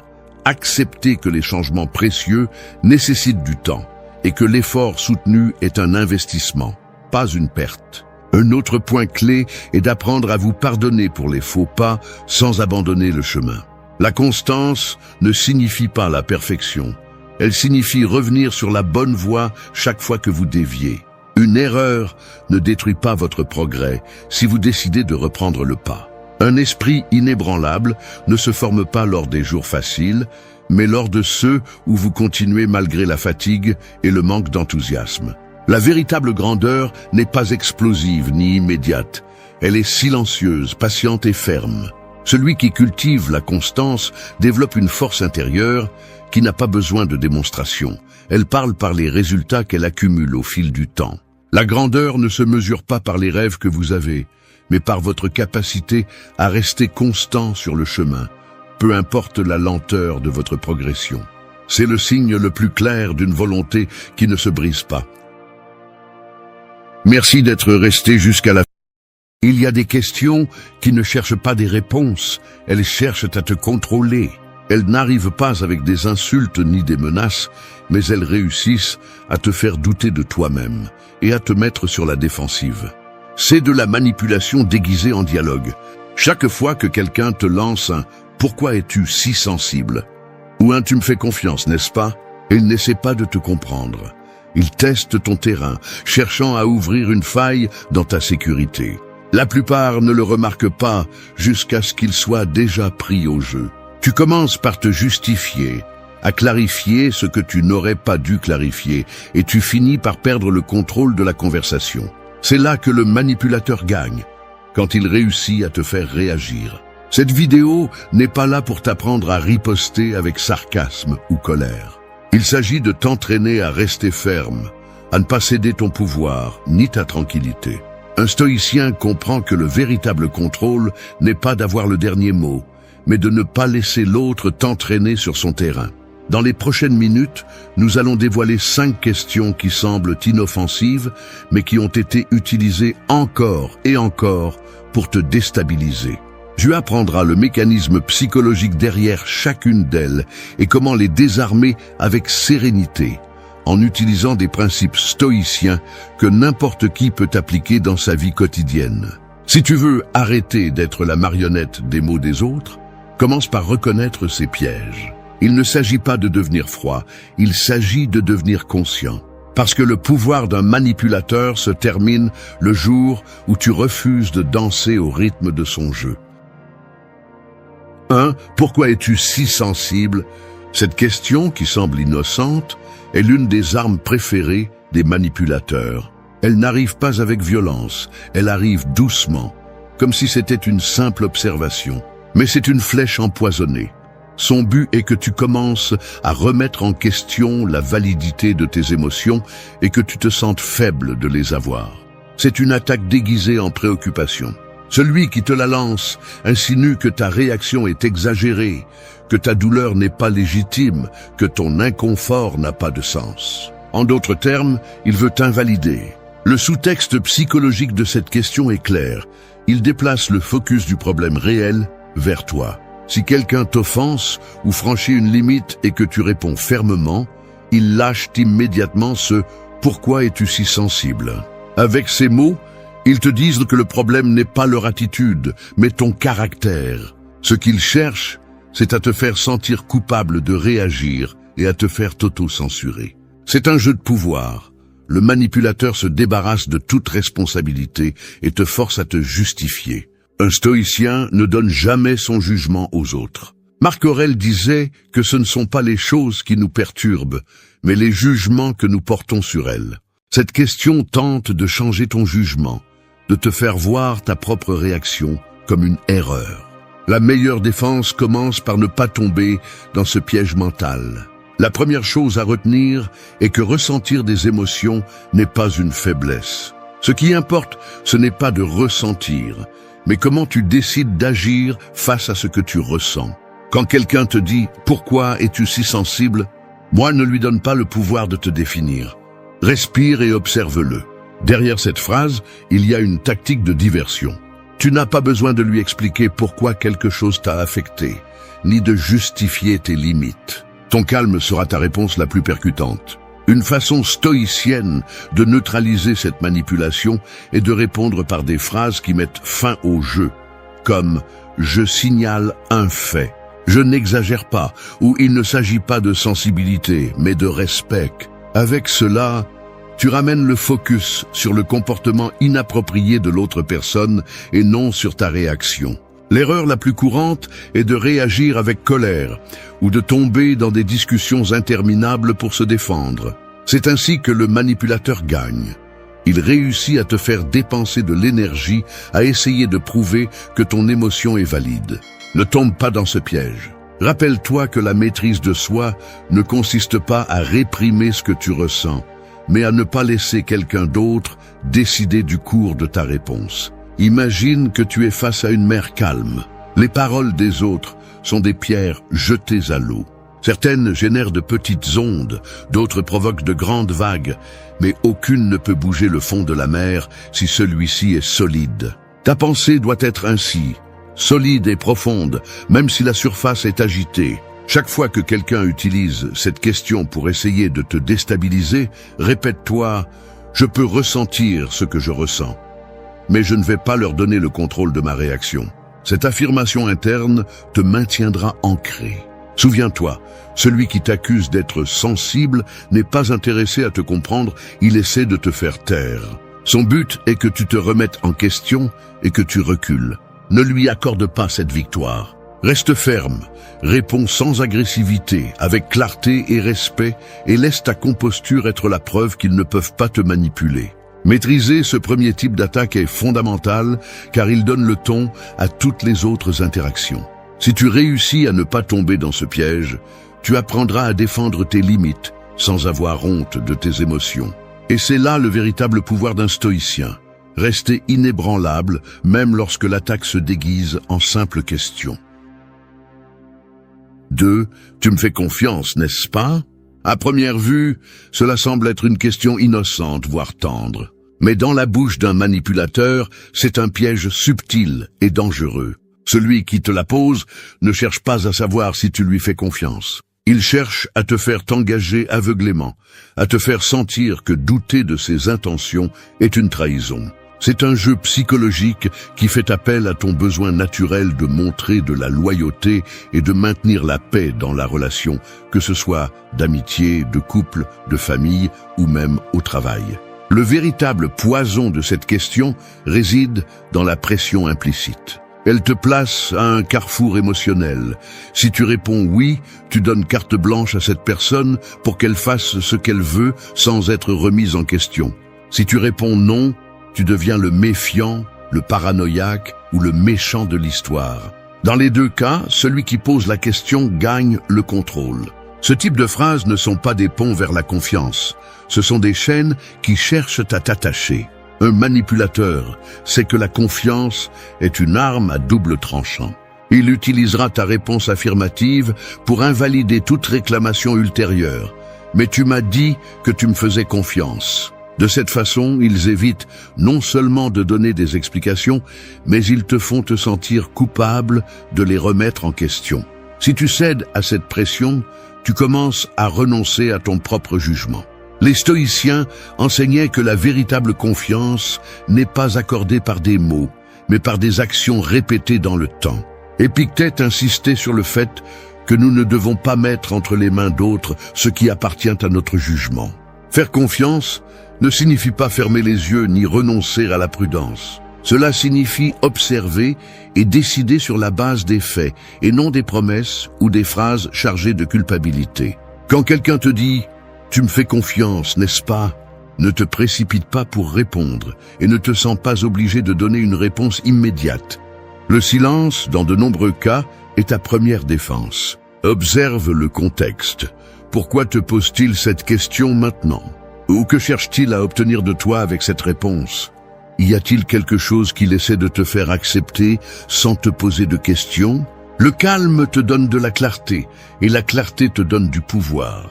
La meilleure façon de neutraliser cette tactique est de ne pas tomber dans le cadre émotionnel qu'il t'impose. Tu peux répondre par des phrases qui renvoient la responsabilité à leurs actions, comme « La confiance se démontre, elle ne s'exige pas » ou « Ma confiance dépend de la façon dont tu agis, pas de ce que tu me demandes ». Cela ne fait pas seulement arrêter le jeu, mais cela établit des limites claires et montre que tu ne te laisseras pas entraîner par la manipulation. La réaction commune est de se sentir pressé de répondre par un oui pour éviter les conflits. Mais cette réponse précipitée est la véritable erreur. Un stoïcien sait qu'il ne doit pas céder à l'impulsion de plaire au détriment de sa paix intérieure. L'autocontrôle est plus précieux que toute approbation momentanée. Pense à un gardien qui protège une porte. Il ne laisse pas passer n'importe qui dit avoir de bonnes intentions. Il observe, analyse et décide. C'est ainsi que tu dois être avec ta confiance. Ce n'est pas un cadeau qui est accordé par courtoisie. C'est un privilège que les autres doivent gagner. Souviens-toi que faire confiance ne signifie pas devenir naïf. Cela signifie choisir consciemment à qui tu donnes accès à ton espace émotionnel. Chaque fois que tu réponds à cette question avec sérénité et fermeté, tu démontres que ta confiance n'est pas à vendre et ne peut être achetée avec de belles paroles. Affronter cette question avec clarté te libère d'un des pièges les plus courants de la manipulation émotionnelle. 3. Tu m'accuses? Il y a des questions qui ne cherchent pas à éclaircir la vérité, mais à la détourner. Tu m'accuses? En est une. Elle est utilisée pour vous arrêter net, pour vous faire sentir que vous attaquez, alors qu'en réalité, vous ne faites que souligner quelque chose qui vous dérange ou vous suspectez. C'est une manœuvre psychologique brillante pour ceux qui cherchent à s'en sortir indemnes. Au lieu de répondre, ils réussissent à vous mettre sur la défensive.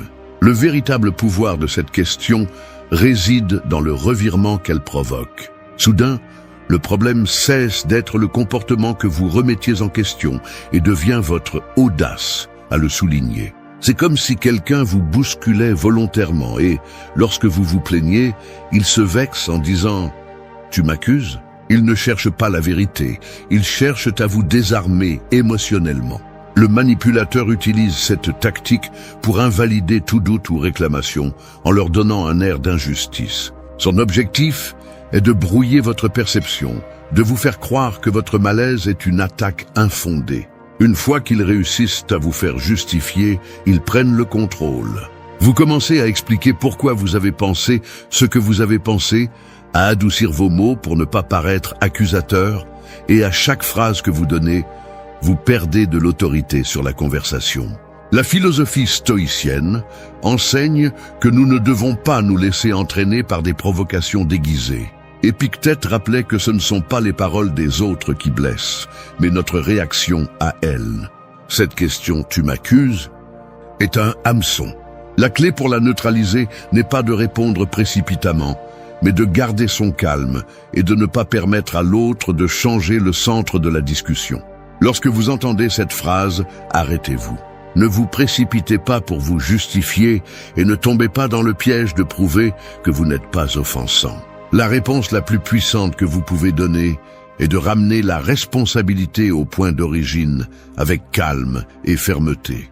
Des phrases comme « je parle de ce qui s'est passé, pas d'accuser quelqu'un » ou « je souligne des faits, je n'invente pas des fautes » fonctionnent pour démonter la stratégie. L'erreur commune est de perdre son calme et de réagir avec colère, ce qui renforce la narrative du manipulateur que vous êtes injuste ou irrationnel. Souvenez-vous, lorsqu'ils posent cette question, ce n'est pas parce qu'ils cherchent à clarifier, c'est parce qu'ils essaient de vous faire perdre le contrôle. Et la meilleure façon de frustrer cette intention est de rester serein. Imaginez que vous êtes au milieu d'une partie d'échecs. Chaque fois que l'autre déplace une pièce dans le but de vous mettre sous pression, vous ne répondez pas par le premier impulsion. Vous réfléchissez, observez et agissez seulement ensuite. C'est ainsi que votre esprit doit être face à des provocations comme celle-ci. La sérénité est votre avantage stratégique. Un stoïcien ne se laisse pas entraîner par le théâtre émotionnel des autres. Garder le focus sur les faits vous rend immunisé contre ces tactiques. Si votre pointe est valide, vous n'avez pas à reculer. Seul celui qui a quelque chose à cacher cherche à transformer les questions en attaque personnelle. Pratiquez cette réponse ferme mais calme vous apprendra à ne pas céder du terrain lorsque quelqu'un essaie de vous manipuler avec du victimisme. La prochaine fois que vous entendrez « tu m'accuses », ne jouez pas à leur jeu. Respirez, gardez le regard fixe et revenez au point central, les faits. Le véritable pouvoir n'est pas de crier plus fort ou d'avoir le dernier mot. Il est de ne pas laisser l'autre décider du cours de votre dialogue, ni de vous entraîner dans le rôle d'agresseur alors que vous ne demandiez que de la clarté. Celui qui maîtrise sa réponse maîtrise la conversation. Et c'est dans ce contrôle que réside la force d'un stoïcien. 4. Crois-tu que je te mentirais? Il y a des questions qui semblent être un pont vers l'honnêteté, mais qui sont en réalité un piège pour te faire baisser la garde. Crois-tu que je te mentirais? N'est pas un véritable intérêt pour connaître ta réponse. C'est une stratégie pour te forcer à nier toute suspicion et à te sentir coupable de douter. Au lieu d'éclaircir la situation, cette question l'obscurcit, car elle fait appel à ton sens de la loyauté et à ton besoin de ne pas paraître paranoïaque. Le manipulateur sait que personne ne veut être vu comme méfiant. Alors il pose cette question pour que tu te précipites à dire non, que bien sûr tu ne crois pas qu'il ment. À ce moment-là, tu donnes un vote de confiance qui n'était peut-être pas justifié. C'est comme tendre un piège avec un sourire. Il ne cherche pas l'honnêteté, il cherche le silence. Le contexte psychologique est clair. Une fois que tu as répondu que tu ne crois pas qu'il te ment, tu perds le droit de questionner. Si plus tard il apparaît des preuves que les choses n'étaient pas comme il le disait, ils t'ont déjà désarmé avec ta propre réponse. Ils te rappelleront, mais tu as dit que tu me faisais confiance, que tu ne pensais pas que je mentais. Ainsi, ils transforment ta bonne volonté en une arme contre toi. La philosophie stoïcienne enseigne que la confiance ne doit pas être un réflexe émotionnel, mais un jugement rationnel basé sur les faits. Marc Aurèle écrivait que l'âme tranquille observe sans se laisser tromper par les apparences. Cela signifie que nous ne devons pas permettre que les paroles douces remplacent les preuves claires. Le stoïcien comprend que la prudence n'est pas de la méfiance. C'est du respect pour soi-même. Quand quelqu'un te dit « Crois-tu que je te mentirais ?» La première chose à faire est de ne pas réagir précipitamment. Garde le silence et analyse l'intention derrière la question. Demande-toi, pourquoi a-t-il besoin de s'assurer que je ne doute pas de lui? Et que gagnerait-il si je nie mes soupçons? Y a-t-il quelque chose qu'il essaie de cacher sous cette phrase? Cette pause te donnera du recul et t'évitera de tomber dans le piège de la culpabilité. La meilleure façon de neutraliser cette tactique est de ne pas entrer dans le cadre qu'ils t'imposent. Tu n'as pas à leur donner la réponse qu'ils attendent. Tu peux répondre avec sérénité et fermeté. Il ne s'agit pas de ce que je crois, il s'agit des faits, ou je préfère me baser sur ce que je peux vérifier, pas sur des suppositions. Cela détourne le pouvoir de la question et ramène l'accent sur les preuves. L'erreur commune est de répondre rapidement par peur d'offenser.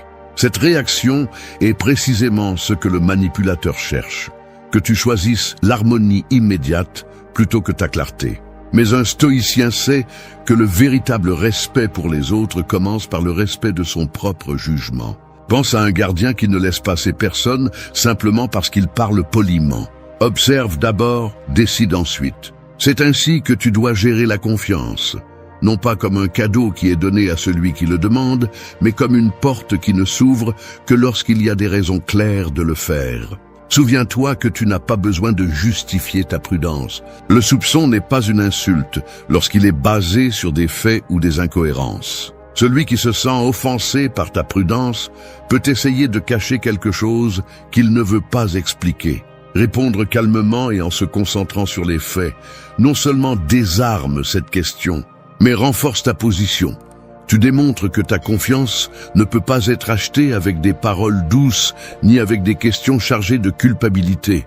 Le véritable pouvoir d'un stoïcien est de ne pas permettre aux autres de définir l'étendue de sa confiance ni la direction de ses doutes. Reste ferme, car celui qui ne se laisse pas entraîner par la culpabilité n'est jamais manipulé. 5. Ne pouvons-nous pas le laisser derrière nous ? Parmi toutes les questions manipulatrices, celle-ci est l'une des plus dangereuses, car elle se déguise en réconciliation. Ne pouvons-nous pas le laisser derrière nous ? Sonne comme la paix, la maturité, un désir de mettre fin au conflit. Mais en réalité, lorsqu'un manipulateur l'utilise, il ne cherche pas à résoudre le problème.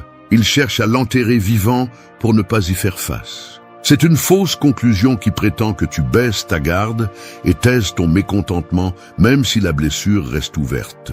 Cette tactique psychologique fonctionne parce qu'elle fait appel à ton désir de paix. Personne ne veut prolonger un conflit. Personne n'aime discuter éternellement. C'est pourquoi, lorsque cette question te est posée, elle éveille ton envie de céder pour ne pas compliquer les choses. Le manipulateur le sait et c'est pourquoi il l'utilise. Il veut que tu confondes le fait de te rendre avec le fait d'être mature. Le vrai problème est que, en acceptant cette fausse conclusion, tu ne guéris pas le conflit, tu le caches seulement. Ce qui n'est pas résolu se transforme en ressentiment et le ressentiment est un terrain fertile pour plus de manipulation. Chaque fois que tu te tais pour le laisser derrière toi, tu renforces le pouvoir de celui qui t'a fait du mal, parce qu'il apprend qu'il peut franchir tes limites sans conséquence. Le stoïcisme enseigne que la paix intérieure ne se construit pas en évitant les vérités inconfortables, mais en les affrontant avec calme et courage. Sénèque disait que la colère qui est gardée en silence ne disparaît pas, elle pourrit à l'intérieur. C'est pourquoi, lorsque tu entends « Ne pouvons-nous pas le laisser derrière nous ?» la première chose à faire est de te demander « Le problème a-t-il été résolu ou veulent-ils simplement que je l'ignore ?» La blessure a-t-elle été soignée ou la couvrent-ils simplement de belles paroles? Un manipulateur préfère le silence à la solution parce que le silence maintient son contrôle intact. En refusant de parler du sujet, tu lui donnes la permission de répéter le même comportement encore et encore. La véritable maturité ne consiste pas à céder face à l'inconfort, mais à exiger de la clarté et du respect. Lorsque quelqu'un utilise cette question pour éviter sa responsabilité, la meilleure réponse est ferme et sereine. Tu peux dire « Nous pouvons le laisser derrière nous lorsque nous l'aurons résolu, pas avant » ou « Je ne veux pas porter quelque chose qui a besoin d'être clarifié ». Ces phrases ne cherchent pas le conflit, elles cherchent la justice. L'erreur la plus courante est de céder par fatigue émotionnelle. Parfois, après tant de discussions, tout ce que tu veux, c'est la paix, même si elle est temporaire. Mais un stoïcien sait que la paix superficielle est une illusion fragile. La véritable tranquillité surgit lorsque les choses sont en ordre, pas lorsqu'elles sont ignorées. Imagine que tu as une blessure sur la peau. Tu peux la couvrir avec un bandage et prétendre qu'elle n'est pas là, mais si tu ne la nettoies pas et ne la soignes pas, l'infection grandira sous le tissu. C'est ainsi que fonctionnent les problèmes qui sont laissés derrière sans être résolus. Ils restent là, contaminant la relation, t'affaiblissant petit à petit. Le self-control stoïcien ne signifie pas se taire pour éviter le drame. Cela signifie choisir quand et comment parler pour guérir ce qui fait mal. Garder son calme en exprimant que tu ne veux pas ignorer le problème est un signe de force, pas de faiblesse. Souviens-toi, la paix ne se négocie pas au détriment de ta dignité. Celui qui insiste pour que tu le laisses derrière toi sans assumer sa part, cherche ton silence, pas ton bien-être. Ne donne pas ta voix en échange d'un calme faux. Répondre avec fermeté et clarté à cette question marque un avant et un après. Tu montres à l'autre que ta paix intérieure n'est pas à vendre et que tu ne vas pas permettre qu'une conclusion vide remplace la véritable réparation. 6.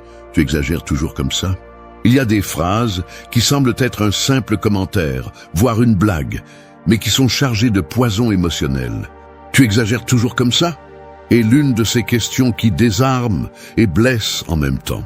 Elle est utilisée pour te faire sentir irrationnel, dramatique, incapable de mesurer les choses avec calme.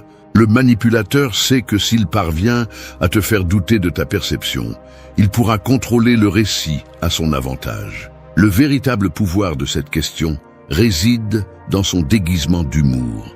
Dite avec un sourire ou sur un ton ironique, elle semble inoffensive. Cependant, son objectif est clair, minimiser ton expérience et te présenter comme quelqu'un qui perd toute proportion.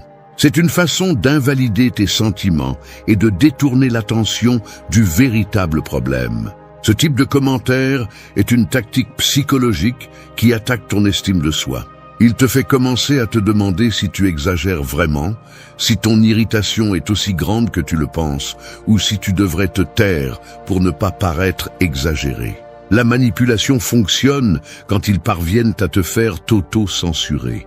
Les stoïciens mettaient en garde contre le danger de confier son propre jugement aux autres. Épictète enseignait que personne ne peut te faire sentir inférieur sans ton consentement.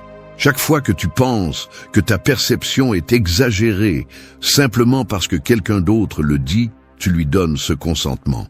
Ce que tu ressens a de la valeur et mérite de l'attention, même si l'autre le ridiculise.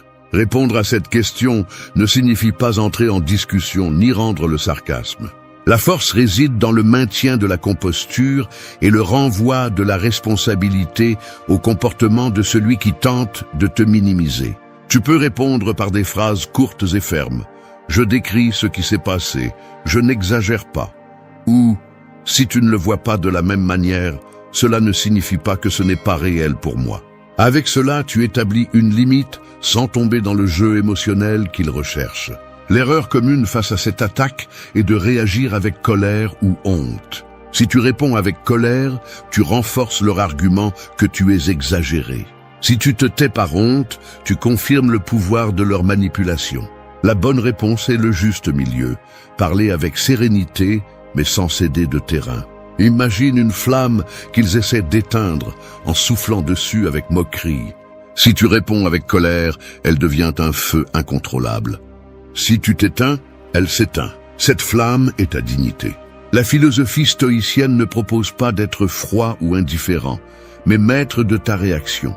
Garder son calme n'est pas un signe de faiblesse. C'est un acte de discipline et de force mentale. Chaque fois que quelqu'un t'accuse d'exagérer alors que tu ne fais qu'exprimer une limite, rappelle-toi que la perception des autres ne définit pas la réalité de ton expérience. Cette question révèle aussi quelque chose d'important. Celui qui a besoin de ridiculiser ce que tu ressens craint de faire face à sa propre responsabilité. Te minimiser est sa façon d'éviter de se regarder dans le miroir de ses actes. Ne tombe pas dans cette distraction. Reste concentré sur le fait que tu soulignes, pas sur le jugement que l'autre veut t'imposer. Résister à ce type de manipulation nécessite de la pratique et de l'autocontrôle. Mais chaque fois que tu y parviens, tu renforces ton caractère. Tu montres clairement que tu n'es pas prêt à laisser ta voix être réduite au silence par le sarcasme. La prochaine fois que quelqu'un essaiera de réduire tes sentiments à une exagération, ne te justifie pas et n'explique pas plus que nécessaire. Réponds fermement, reste calme et rappelle-toi que la véritable mesure des choses est définie par ton jugement, pas par la moquerie des autres. C'est la voie stoïcienne. Fermeté dans la vérité, sérénité face à l'attaque et dignité inébranlable. 7. Est-ce que tu penses vraiment ça de moi? Peu de questions sont aussi habiles pour te désarmer que celle-ci. Est-ce que tu penses vraiment ça de moi? Ne sonne pas agressive, elle sonne blessée, presque déçue. C'est pourquoi elle est si efficace. Elle n'attaque pas de front. Elle t'enveloppe dans un halo de culpabilité et te fait sentir que tu as commis une injustice en osant questionner. C'est le genre de phrase qui te force à défendre tes sentiments comme s'ils étaient un crime. Le manipulateur sait que la culpabilité est une arme puissante. Utiliser un ton de victime lui permet d'inverser les rôles. Celui qui pointait un problème se voit comme l'agresseur. Ils parviennent ainsi à détourner l'attention de leur comportement vers tes paroles, te faisant toi qui dois te justifier pour douter ou réclamer.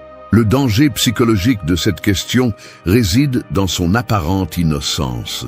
Quand tu l'entends, tu ressens l'impulsion d'adoucir ce que tu as dit, de te rétracter pour ne pas blesser. C'est exactement le mécanisme qu'ils cherchent à activer, que tu réduises toi-même le poids de tes limites et que tu finisses par demander pardon pour avoir dérangé l'autre. L'enseignement stoïcien est clair. Ton devoir est envers la vérité, pas envers les émotions des autres. Marc Aurèle disait que nous devons être gentils, mais pas au détriment de la justice. En d'autres termes, pointer un fait n'est pas de la cruauté, c'est de la responsabilité. Si quelqu'un reçoit la vérité comme une attaque, c'est son problème, pas le tien. Répondre à cette question avec agressivité ne fait qu'alimenter le jeu. La clé est de rester calme et de réaffirmer sereinement ce que tu as dit. Tu peux répondre « Oui, je le pense parce que les faits me conduisent à le voir ainsi » ou « Ce n'est pas ce que je pense de toi, c'est ce que j'observe dans ton comportement ». Ces réponses ramènent le poids de la situation aux faits et empêchent la conversation de dévier vers le terrain émotionnel que le manipulateur tente d'imposer. L'erreur commune est de tomber dans la culpabilité et de se rétracter par peur de blesser l'autre. Mais céder à cette pression ne fait que perpétuer le cycle de manipulation. La compassion ne signifie pas renoncer à la clarté. Imagine que tu tiens un miroir devant quelqu'un. Ce n'est pas le miroir qui crée l'image. Il ne fait que refléter ce qui est là. Ainsi sont tes paroles quand tu pointes quelque chose de réel. Elles n'inventent rien. Elles ne montrent que ce qui existe déjà. Si l'autre n'aime pas ce qu'il voit, ce n'est pas le miroir le problème. Pratiquer cette fermeté nécessite une discipline émotionnelle. Chaque fois que tu parviens à maintenir ton point avec sérénité, tu renforces ta confiance en toi et démontres que tu ne vas pas permettre que la peur de déranger te fasse taire. La prochaine fois que quelqu'un utilise le poids de la culpabilité déguisée en déception, ne cède pas et ne te justifie pas. Reste calme, parle des faits et laisse la vérité parler d'elle-même. Un stoïcien ne cherche pas à humilier ni à blesser, mais il ne sacrifie pas non plus la vérité pour protéger l'orgueil d'autrui. C'est là la véritable force. Rester ferme face aux émotions des autres, sans perdre son humanité ni sa clarté. Vite, vas-tu continuer avec ce sujet? Cette question est l'une des manœuvres les plus épuisantes qu'un manipulateur peut utiliser. Vas-tu continuer avec ce sujet? Ne cherche pas de réponse, elle cherche à t'épuiser. C'est une phrase conçue pour te faire sentir que l'insistance sur un sujet est inutile, que tu déranges, que tu es têtu ou conflictuel pour ne pas lâcher ce qui n'est pas encore résolu. Le fond psychologique de cette tactique est l'épuisement émotionnel. Le manipulateur compte sur le fait que, s'il parvient à te fatiguer, tu finiras par te taire et renoncer à clarifier ce qui te préoccupe. Ils savent que beaucoup de gens préfèrent céder plutôt que de se sentir jugés pour leur insistance. C'est une stratégie d'évasion, déplacer le focus de leur responsabilité vers ton obstination. Quand tu entends cette question, la tentation immédiate est de te rendre pour ne pas paraître insistant. C'est là que tu perds le contrôle. Ce qui est important n'est pas combien de fois le sujet est mentionné, mais si le problème qui l'a provoqué reste non résolu. Faire semblant que tout va bien ne fera pas disparaître la vérité. Le stoïcisme enseigne à persévérer avec calme. Épictète disait que nous ne devons pas abandonner ce qui est juste simplement parce que le chemin est difficile.